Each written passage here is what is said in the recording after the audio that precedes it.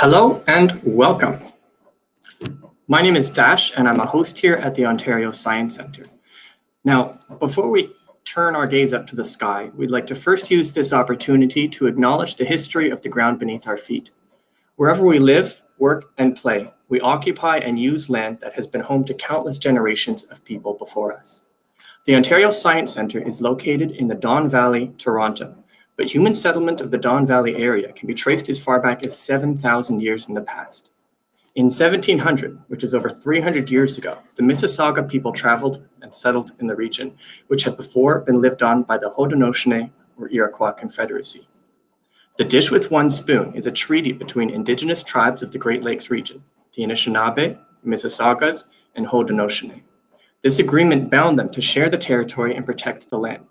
Subsequent indigenous nations and peoples, Europeans, and all newcomers have been invited into this treaty in the spirit of peace, friendship, and respect. On the topic of respect, while we're here today, we welcome your questions and comments in the chat. While we are open to respectful dialogue and discussion, any offensive or inappropriate comments will be blocked because we want to ensure a safe, inclusive, and enjoyable experience for all of our participants and viewers. And of course, safety first. Oz, my new friend, and I are at a safe distance from each other inside the Ontario Science Centre Space Hall. We've taken off our masks for the purposes of this presentation, but once we've finished here today, we'll be putting our masks back on to enjoy a safe afternoon. So, the Perseid meteor shower is going to be at its peak tonight, and this made me want to find out more about what a meteor is and what causes a meteor shower. What kinds of meteorites are there, and how can I identify them? I'm fortunate today to have with me an expert from the Institute for Earth and Space Exploration at Western University. Dr. Gordon Osinski is currently a professor at the Department of Earth Sciences and the NSERC MDA CSA CEMI Industrial Research Chair in Earth and Space Exploration at Western University. He's also the director of the Institute for Earth and Space Exploration, director of the Canadian Lunar Research Network, and chair of the Planetary Sciences Division of the Geological Association of Canada. Now, Oz, welcome. Thank you so much for being here with us today. And having just read your resume, I have to assume that you are as excited as I am to hopefully catch some of the Perseid meteor shower tonight. Absolutely, yeah, very excited, and it's a pleasure to be back here at the Ontario Science Centre. Okay, well, it's my pleasure to talk to you a little bit more today about meteors and meteorites, and I'm going to slip in a little bit at the end about meteorite impact craters, which is one of my specialties in terms of research. So just give me 1 second to share my screen. I'm going to present a few slides just for a few minutes, and then we'll be opening up for some questions. Okay, so maybe Dash, you can just confirm that you see my slides okay? Yes, absolutely. Looking good. Excellent.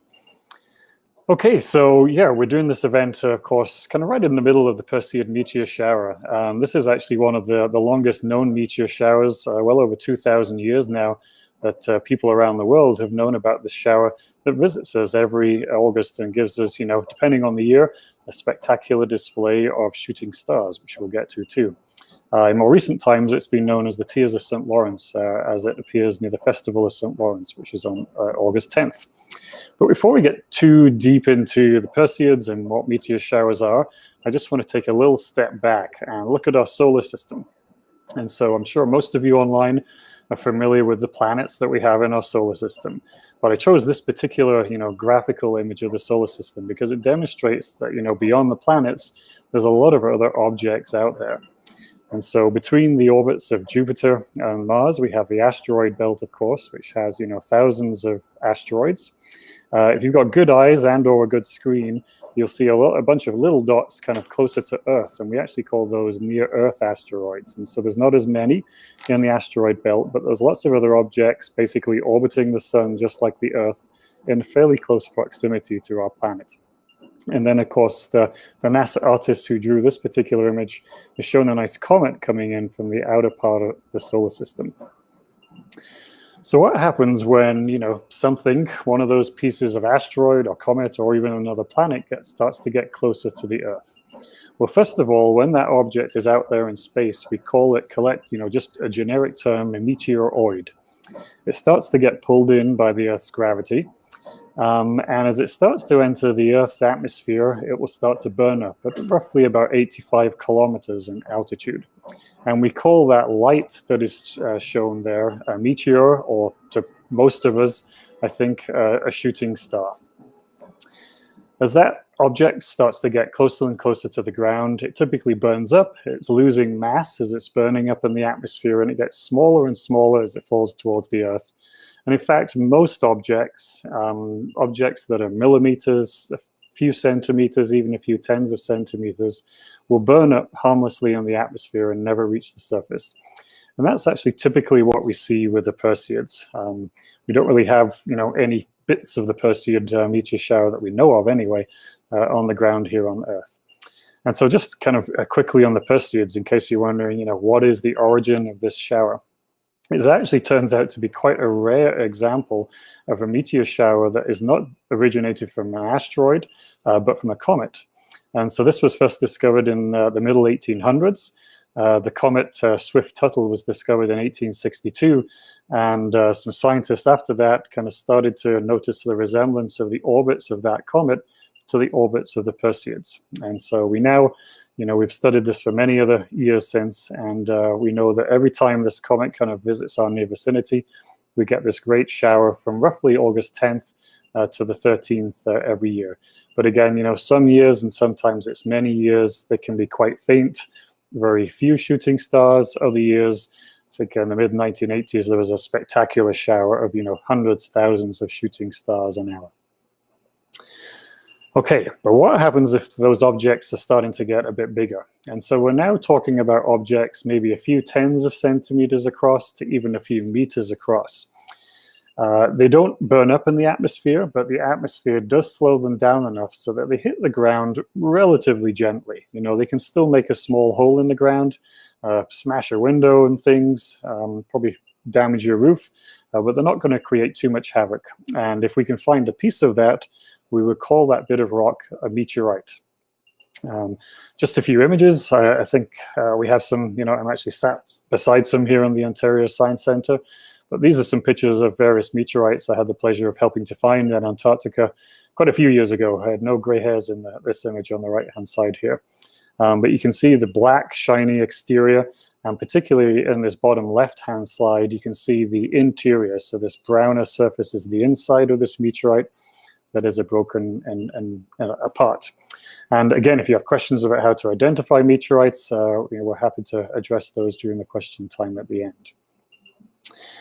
If you keep going up in size, and we're now talking, it's not a very exact science because it depends on the type of the object, the type of meteorite, but roughly speaking, something on the order of 20, 30, 40 meters across or bigger, those do not get slowed down by the Earth's atmosphere, and instead they strike the surface of the Earth or any other object out there at their cosmic velocity, and this can be kilometers a second.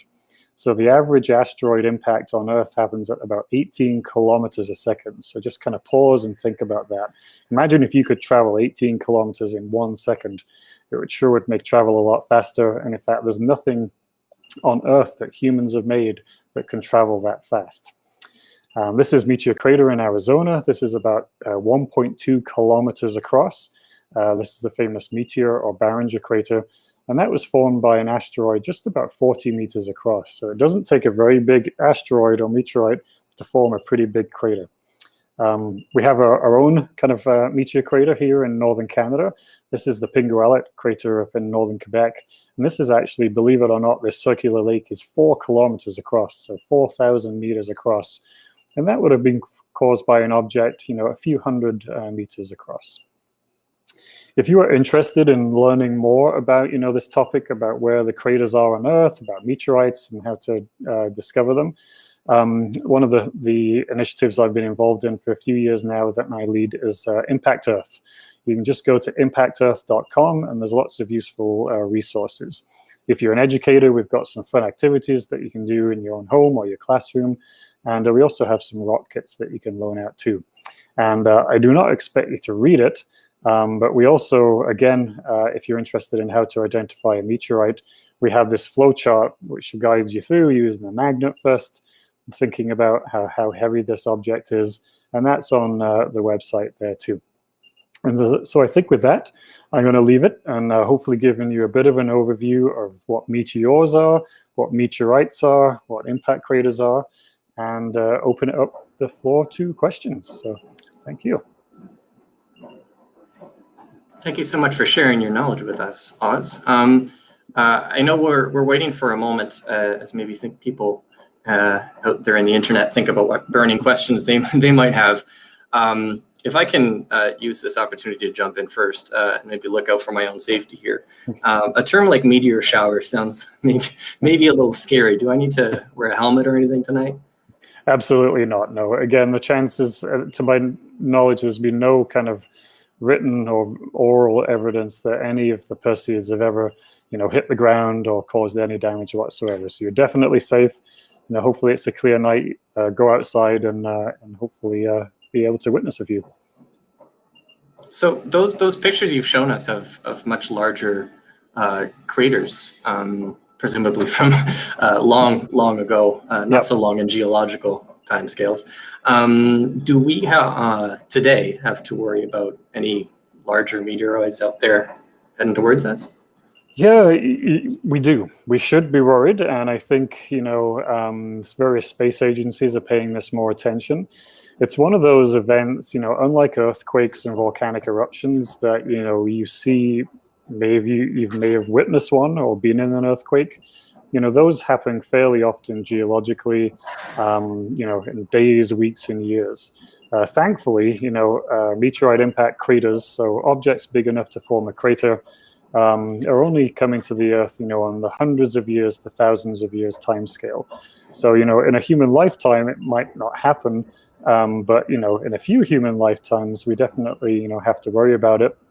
And we also have no way of predicting this. So, something could hit us tonight, or it could be a century from now. And so this is why actually NASA in particular is putting, millions of dollars into using telescopes on Earth to basically track, as many objects as we can out there, so for tracking purposes, so that if they start to get close, we can determine, well, maybe this one could hit the Earth. Nope, we're all safe, and go from there. So, yeah, take care of ourselves. For sure, yeah. I might add something to my earlier answer, though. There is no, risk to anyone or anything on the surface of the Earth, but there have been examples. I reminded myself that there have been examples in the past of the Perseids actually hitting spacecrafts or satellites and causing some damage. On the Mir, the Russian space station in the 1980s that some may remember, the astronauts there recorded, some small impacts, nothing catastrophic, but objects hitting the space station. And there's a couple of satellites that have been, damaged, the solar panels and things from these objects. But that's kind of beyond the atmosphere of the Earth. Thankfully, our atmosphere protects us, and those will burn up before they reach the surface. And it's sort of wild to think about the odds of those two objects colliding in space. Yeah. I think we're very fortunate that space is big, huh? Absolutely. Maybe I'd like to know, because I assume it's fairly easy if you see a big crater with a rock in the middle of it. There's a good chance you've got yourself a meteorite. I'd like to know if you have more to share about how to identify any meteorites that I know here working at the Science Center, I often meet folks who are coming to me eager to know if that rock they found is a meteorite. Do you have any quick and easy pointers that can maybe help our rock detectors out there? Yeah, and I see quite a few questions in the chat too coming on that topic. So, the bottom line is it's actually quite difficult. There are some easy things that might be able to rule out, maybe 90% of rocks not being meteorites, but there are some quite unusual meteorites that can be a lot trickier. So, never hesitate to ask. Typically most meteorites are a lot richer in iron that we don't have a lot of on the surface of the Earth. And so one easy first trick is to take a magnet to the rock. And if it's magnetic, then that's a bit of a telltale signature. If it's a relatively fresh meteorite, you will also see that fusion crust that I talked about. So that's this kind of black, it can be glassy when it's very fresh, but kind of shiny black outer surface, and then on the inside it'll be a different color. But if a meteorite's been laying around, especially here in southern Ontario, where it rains a lot and snows a lot, that could be weathered off in a few years or decades, and so that's a bit trickier. But yeah, kind of the iron content, if it's magnetic, and they'll typically be heavier than a regular rock. So if you pick up a chunk of limestone from around here or granite and have this other object in your hand, meteorites are typically, but not always, heavier. We discussed this earlier, right? One of the typical meteorons we often get is slag from industrial smelting processes. And we I actually have a piece of that here with me. Oh, well, there you go. Maybe our viewers can see that. So it looks quite black and shiny, right? A couple of telltale things is that if you look very closely, or if you can kind of Google this online, a lot of slag has circular hollow bubbles essentially in it, and we don't see that in meteorites. And also where it's found, this is the stuff that they still put along railway tracks and things, and may use in construction. So kind of always think about where you may have picked this rock up from as well. But we do have this flowchart. If you go to that impactearth.com too, and it gives you a few more tips and tricks there for how you might identify a meteorite or not. I guess I'll finish up by saying it's pretty rare. In all of Canada over the last couple of centuries, we've maybe recovered, apart from the big clusters, 40 or 50 individual kind of meteorite occurrences. So it's not something you should really expect to find, unless you're very lucky. Well, it happens. Yeah, it does. I've seen a couple questions, which fairly close to my own heart here. Living in the city of Toronto, it's pretty tricky to get good stargazing in. For some of our viewers, who might not be familiar with the term of light pollution, if you live around human populations, we tend to like to see things at night. So we have lots of electric lights, which can drown out the light in the sky. I would like to try and catch some of the Perseid showers tonight. And it seems like it's on the mind of some of our viewers, because they're asking if we need to leave the city to see the Perseid showers, or if you have any tips for catching the shower if you live in the city. I might have to, defer to others who might know areas in the city. Basically, the darker the better. So areas where a big park, maybe perhaps, or down near the waterfront where there's less lights, you definitely stand a much better chance. Even in London, where I traveled from this morning, most people will tend to go to the outskirts of London to try and escape as much light as possible. I would point you to a great resource, which is the Royal Astronomical Society of Canada.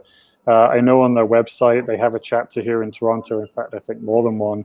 And they will likely, or in fact, I know on their website, they have recommendations for, where to go in your local where you live for getting the best dark skies that are possible, without driving an hour to the north.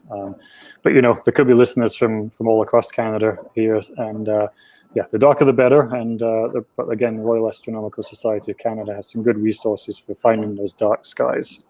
It makes me think of the Don Valley right behind us in the Science Center. Maybe that's where I'll go. Yeah. We're down a little bit sheltered from the light, wherever you can. Obviously, ideal is to get out of the city. Anita from Facebook asks, I think a good question to lead in from here. She'd like to know, is there a best time for viewing the Perseid showers? Not to my knowledge, no. And again, it's really, the time is related to how dark it's getting. There are Perseids above our head now in Toronto, but you just can't see them. So really, that's the key thing. There's not really a time of day where they peak, but it's related to how dark it is. So definitely wait a little bit after sunset, and but beyond that, there should be no change from 10 o'clock tonight to kind of 4 a.m. in the morning. But how about where to look? Philip is asking if there's a specific direction we should look in the sky tonight, if we'd like to get the best view of what's going on up there. I did look that up earlier myself for where to look from Toronto, and I don't have that. Yeah, I'm not recalling. I don't. You can see them from all orientations, so it's not too critical. That's something maybe we can have a look up and pop it in the chat if there's a better direction for those in the Toronto region for sure. Absolutely, we can follow up with that. So tonight we know the Perseid shower will be coming down. If in good viewings, the sky will be quite busy. What about the rest of the year? Are meteors fairly common? Is it like a nightly occurrence that someone can just go out and look for? Yeah, and I think there's a question too about how often meteorites or how many meteorites a day hit the Earth. So, people have done calculations. It is quite a difficult thing to estimate, but, several metric tons of material hits the atmosphere of the Earth and actually makes it to the surface of the Earth in the form of meteorites every day. But that's, distributed over the entire surface of the Earth. 2/3 is ocean.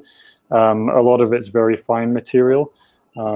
People have actually done studies where they've collected material from eaves troughs, and if you leave it long enough, you can actually get a little bit of cosmic material from space collecting in the eaves troughs of your house. So yeah, stuff is hitting us all the time, every second, every minute, or every day. It's just not very much and spread out over the whole surface of the Earth.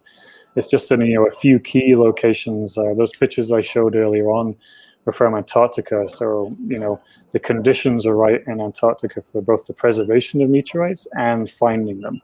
And it's the same in the dry deserts of Africa and even some dry parts of the US where, they're easy to spot and they survive longer than in our kind of wet climate here in southern Ontario anyway. Mm-hmm. So with all these meteors that are coming down to Earth, brings my attention to Ivan's question on YouTube. Where do these meteors get the energy to come here? Yeah, great question. And so basically, all the objects out there in space are, orbiting around something. They're bound by some object's gravity. So most of the material out there in the solar system is just like our planet is orbiting the sun. Some other objects, the moons and the satellites, will be orbiting a planet. And then even sometimes, asteroids can have their own moons. So it's kind of an effect like that. But this comet, for example, that is the origin of the Perseids, is orbiting the sun just like we are. It's on a very different orbit, and comets can be quite elliptical. But that basically gives it the energy. And so, those objects, just like we are flying around in space at many kilometers a second. It's kind of wild to think about, right? It's like we're not moving here on Earth, but we're flying through space at a few kilometers a second orbiting the sun. Well, all other material is too, and sometimes, those paths collide, and that's when, that's where the energy comes from. And the energies do vary. Comets actually end up traveling a lot faster than asteroids. They can be traveling anything up to 80 or 90 kilometers a second, which is just, wild. I could have made the trip from London to Toronto if I was a comet in 2 or 3 seconds, unlike the 2.5 hours plus traffic that it was this morning. So speaking of all these objects colliding in space, we've got an interesting question from Amrita, who has noted that the moon has a lot of craters on its surface. Were these craters created by meteors as well? Absolutely. Yep. There is the odd, so maybe just back up a bit. There was quite a debate actually before we sent astronauts to the moon in the 1960s. But we've definitely learned by going there and doing more studies since that all of those meteorite impact craters are formed by asteroids and comets striking the moon, just like they are here on Earth. There are volcanoes, so that's something that if you just look at an image and see a crater-like feature, it could be a volcano, and there are a few of those on the moon, but 99.9% of those craters, those holes in the ground that you see on the surface of the moon are formed by asteroids and comets, meteoroids, just like they are on Earth. Yep. Nice to know the moon shares a little bit of that history with us too. Absolutely, yeah. It's actually one of the the reasons we want to go back to the moon, and we're going with robots and humans again is they call the moon the witness plate of the solar system. Earth is very geologically active, plate tectonics and erosion and everything, but the moon is kind of close enough to us that everything that happens on Earth also happens on the moon and vice versa. But that kind of record is preserved on the moon, unlike on the Earth. That makes a lot of sense. So you're saying that because things don't change as much over time on the surface of the moon, it's almost like it has an exact record of everything that's ever happened to it written right there, huh? Yeah. Even getting into the origin of life on Earth, there were no rocks on Earth older than 4 and a bit billion years, but the moon has that first 500 million years of solar system origin that we just don't have here on Earth. And people have speculated, and we even think there might be a sample in the Apollo collection is actually rocks from Earth. We don't think about this, but meteorites from Earth that were blasted off Earth and are on the moon too. So some of the oldest Earth rocks might actually be preserved on the surface of the moon, which is kind of fun to think about. Finding an Earth meteorite on the surface of the moon instead of the other way around. My piece of slag isn't very precious on Earth, but maybe if we put it on the moon, then it's worth something, right? Yep. So I have one more question on the topic of objects colliding. Pino would like to know if anybody has ever been hurt during a meteorite fall. There is a record of, I think, a dog, some animals in Egypt getting killed in the 1800s, I think. To my knowledge, there's been no, there's been speculation, but no, people haven't. Although let me come back to that in a second. Certainly objects are. There's this famous Catskill meteorite in the US, and it hit the back end of this lady's car, and that car is in a museum. And this rock plowed right through the rear of this car, and put through a hole, almost this long through the car. So it's damaged property and things.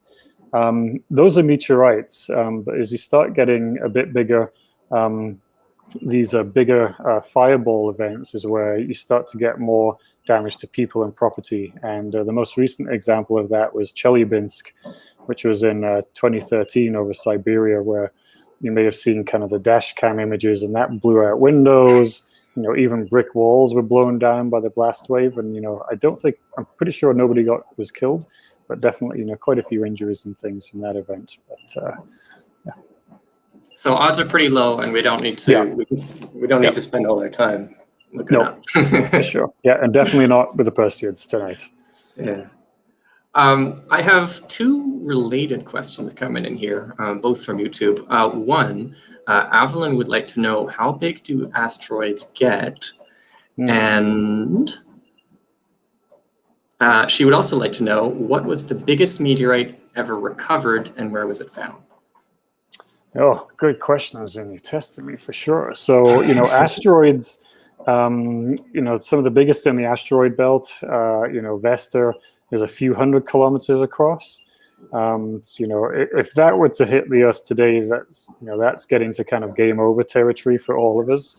Thankfully, the chances of that is essentially zero, not quite. We used to think of, you may have heard of Ceres. Ceres was thought of as an asteroid until it was visited by a spacecraft just a few years ago, and it's now known as a dwarf planet. So you can argue that that could hit the Earth, and that again is several hundred kilometers across. So asteroids can get pretty big. Largest meteorite, I'm pretty sure, is the Hoba Meteorite in Namibia, I think, and it's something on the order of just over 3 metric tons. So it's in terms of size, I think it's close to a couple of meters dimensions either way. So it's a pretty big chunk of rock, and definitely weighs a bit. And if that was to hit a building, this hit in the middle of the desert, it would easily destroy a building, even traveling fairly slow. That solid chunk of rock. Now, when we're talking about these, not just the big meteorites, but then many meteorites over many hundreds of thousands and millions of years coming down to Earth, I have a few questions which seem to be all related to the impact on our planet that meteorites can have. So we'll ask them all together, and we can sort through them. Asha S would like to know, are the iron particles on Earth's surface the result of falling meteors or meteorites? Blizzard would like to know if a meteorite crash on Earth can affect anything on Earth, for example, climate change or affect the diet of animals, presumably associated with any climate change impacts. And Amrita would like to know, are there any major landforms or ecosystems that have been affected due to meteors? For sure. So the answer, let's take that iron particles one first. You know, some of the iron on the surface of the Earth is meteoric in origin. Most of it, you know, is from within the Earth. You know, most of the iron, 99.999% of, you know, the iron that we mine on the surface of the Earth, make steel out of and things, that's from within the Earth. But there is a small percentage, and because there is that small class of meteorites called iron meteorites that are, you know, literally solid iron with a little bit of nickel in there. And so, you know, there is on the microscopic level, definitely a little bit of the iron comes from outer space. In terms of the effects, you know, you have to be starting to get pretty big to start to affect, you know, ecosystems in particular, you know, species survival. This is actually part of what I, you know, got interested in and what I study when I look at meteorite impact craters. So, you know, meteors, shooting stars, meteorites are not going to have any effect, you know, beyond a few meters around. But when we start to think about these bigger meteorite impact craters from these larger chunks of rock hitting the Earth, then definitely. And, you know, the most famous example that we spent a couple of decades studying now is the Chichulub impact crater in Mexico. This is a crater about 200 kilometers across, just off what is now called the Yucatan Peninsula. And that formed 66 million years ago. And if you know your fossils and things and your geological history, that basically marks the extinction of not just the dinosaurs, but about 50% of all species on Earth went extinct, you know, basically instantaneously. And, you know, we now know that that was due to the collision of an asteroid around 15 kilometers across, that's 15, with, again, what is now Mexico. And that drastically changed the climate. You know, you had wildfires, wildfires around the world because of this event, long-term global warming, but also actually the most catastrophic was very short-term global cooling. It was kind of like a nuclear winter from all of the dust and material thrown up into the atmosphere, and that basically blocked out the sun for, you know, a few years perhaps, you know, killed all plant life, and then, you know, basically the food chain just collapsed, and big things like the dinosaurs that were also cold-blooded went first, and then you know, we're kind of here today because mammals were able to survive. I think that was one of the questions too, right? You know, mammals, burrowing rodents and things were able to kind of survive until the conditions got better again. So yeah, the answer is yes, but only, you know, big events like that only happen on the hundreds of millions of years of time scale. So hopefully, you know, we don't have to worry about that for a few tens of millions of years in the future. Yeah, it's funny because we normally think of meteors coming out of the sky as, at least the big ones, is something big and scary. But it sounds like, I have to say, I'm rather fond of being here. Yep. From what you're saying, it doesn't sound like we would be here if that meteor hadn't come down and done in the dinosaurs. It's one of those interesting, you know, thought-provoking discussions to have with a few friends, and especially, you know, around a campfire. And some of my other recent research that I've been doing too actually suggests that meteorite impacts on early Earth, so around 4 billion years ago, may have actually been how life got originated in the first place. You know, we don't really know if the answer is unequivocally yes. But I do think meteorite impacts, you know, 4 billion years ago may have kickstarted life on Earth too. And so it's one of those, you know, it's a cataclysmic event that if it happened can be destructive, but there's also lots of beneficial effects as well following that event. So maybe we'll leave on a positive note. That's a nice way to look at it. Changing course slightly, Groove Move Roll has asked, they're not sure if this has been asked before, but what are meteors made of? They look like rocks. Are they heavy? Great question, and maybe a good one to end because we haven't really covered that. And so there's lots of different types of meteorites. In fact, scientists have literally dozens of different classes, but you can think of three main categories. So there are these iron meteorites that are essentially 100% metal, typically about 99% iron with quite a bit of nickel. At the other end, there's what we call these ordinary chondrites, and they're typically, a mix of iron and then silicate minerals. So that's typical of, a granite or other types of rocks that we have on Earth. There's some really interesting ones in the middle called pallasites that are just beautiful, that are, almost equal proportions of silicate minerals and iron and metals. And then there are some that we call the stony meteorites or the achondrites that are rarer, 10-20% of meteorites, meteors, maybe those. And a lot of those just look like rocks that we have on Earth. And so those are the harder ones to determine. And, rocks from Mars and the Moon fall into that category. A lot of them are like basalts, volcanic rocks that, you could go to Hawaii or Iceland and pick up a chunk of basalt and put it next to this chunk of basalt from Mars, and you wouldn't really be able to tell the difference. It definitely sounds heavy. Yeah, so I guess most of the meteorites, though, in having a lot more iron than typical rocks on the surface of Earth, will feel heavier if you do pick them up. I think we've got time to squeeze in two more of these questions, which I'd like to get to. Mufisa has asked, what is the difference between a comet and a meteor? Again, great question. So I would say a comet could also fall under a meteor and an asteroid. But the difference between an asteroid and a comet is that think of an asteroid more as a rocky body. Comets are made up primarily of ices. And so they originate in the far cold outer part of the solar system, and they're made up of a lot more ice, not just water, but frozen ammonia, nitrogen, and lots of other materials. And so that's the big difference between asteroids and comets. Okay. And I believe, unless anything is coming in right into the wire, the last question we've got time for here comes again from Amrita, who is recalling that during your presentation, you talked about spacecrafts becoming victims of meteors. So is space debris left by human exploration a common victim of meteors? And selfishly, I would add to this question, sometimes when we think we see shooting stars, on occasion, what we're seeing is this sometimes some of the space debris falling back down to Earth? Absolutely, yes. That is a bit rarer, but bits of bigger satellites or these small kind of CubeSat satellites will basically, to us on the ground, look almost identical to a shooting star or a meteor.